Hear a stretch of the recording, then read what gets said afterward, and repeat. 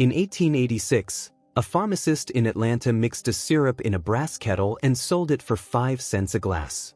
That brass kettle is now a factory the size of 12 football fields. And that same recipe, unchanged, fills 2 billion servings today.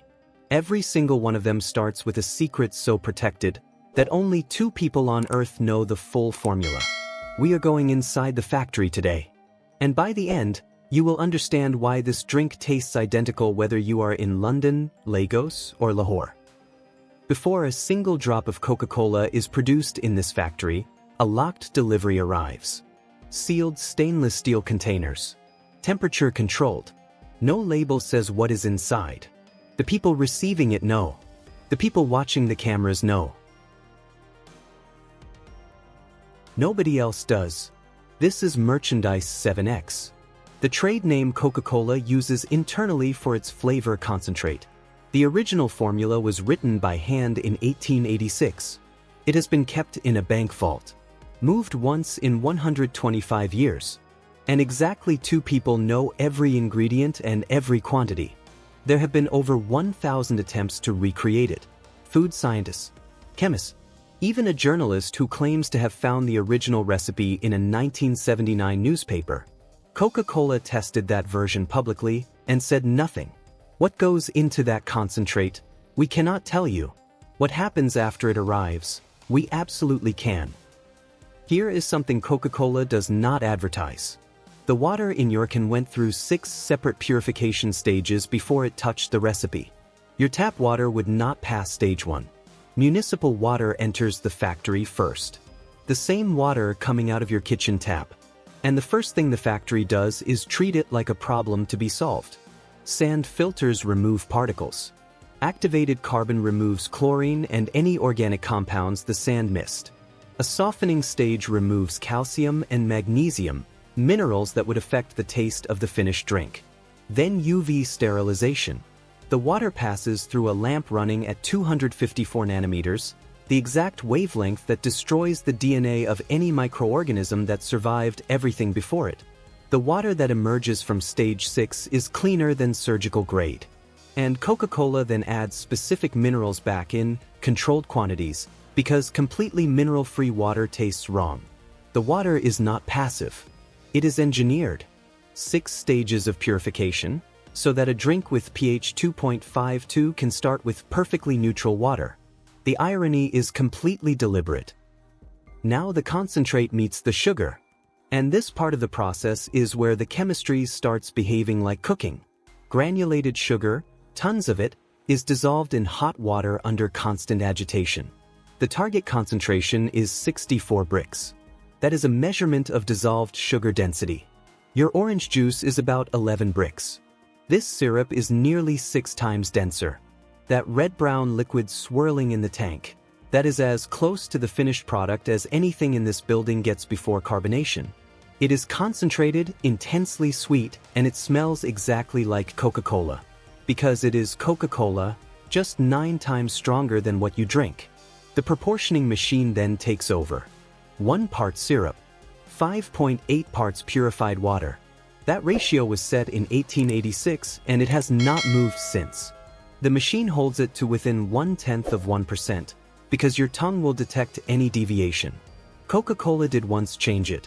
1985. New Coke. They reformulated the entire recipe based on 200,000 consumer taste tests and launched it with total confidence. America revolted in 79 days. The original formula was back within 3 months. They have never touched it since. The mixed beverage now enters the carbonate. And this is where Coca-Cola gets its personality. Carbon dioxide gas, food grade, under 3.8 bar of pressure, is injected into the beverage chilled to 2 degrees Celsius. Cold liquid absorbs CO2 more efficiently. The combination of low temperature and high pressure forces 6.2 grams of CO2 into every liter. That's 6.2 grams per liter is the number your mouth expects when you open a Coca-Cola. Under 6.0, it tastes flat. Over 6.4, the seam risks failing under internal pressure before you even open it. The fizz is not texture. It is engineering. The bubbles you feel on your tongue are not the CO2 going in, They are the CO2 coming back out. Every single bubble you feel is a tiny pressure event. A 330 milliliters can contain approximately 2.5 grams of dissolved CO2. You feel all of it in about 60 seconds of drinking. And now, the part of this factory that you actually need to see to believe. 2,000 cans per minute, every minute, 24 hours a day. The line you are watching right now has been running since before you woke up this morning. Every can starts as a flat sheet of aluminum. In under 1 second, a cupping and ironing press forms it into a perfect cylinder. Then it goes to the printer. 5 color passes, 1 per station, applying the design you have seen your entire life. The can is then washed on the inside. Inverted. High-pressure jets. Hot air dry. Flipped upright. The inside of your can was cleaned about 45 minutes before you opened it. Then, the rotary filler. 96 filling heads. Rotating continuously. Each can enters the carousel empty, is pre-pressurized with CO2, then filled with Coca-Cola under counterpressure to prevent foaming, then exits full. 1 rotation. 0.03 seconds per can. 2,000 cans per minute. The seamer closes the lid immediately after filling. In 0.05 seconds, the seaming head rolls the lid edge and can body together into a double seam. 5 layers of interlocked metal. Hermetically sealed. Holding 3.8 bar of carbonation pressure indefinitely. That seam is why the can never goes flat in storage. The laser fires once per can. 2,000 times per minute. No miss. Ever. The code etched on the base of your can tells Coca-Cola the factory, the production line, the shift, the hour, and the minute that specific can was produced. If you ever complained about a specific can, that code takes the investigation to a 15-minute window of production. Every variable from that window is logged and retrievable. Then the vision system. A bank of high-speed cameras checking every can at full production speed. Fill level. Seam integrity. Label registration. Surface defects. Any failure, an air jet removes it from the line before it reaches the next station. The system never blinks. It does not get tired at 3 a.m. It does not miss the last can before a break. The quality control technician pulls 1 can every 15 minutes from the live production line for full manual testing. She opens it, pours into a test glass, checks carbonation bubble formation, color, and aroma. Then measures dissolved CO2 level, bricks, and pH with precision instruments. The automated systems are the safety net. The human is the primary check. Coca-Cola has never trusted automation alone, because the drink is tasted by a human at the end, and the standard is what a human notices. pH 2.52. That is more acidic than orange juice. The phosphoric acid gives Coca-Cola its sharp, clean finish. It is measured continuously because pH drift changes the taste before any human taster would catch it. The PET bottles are not shipped to this factory. They are made here.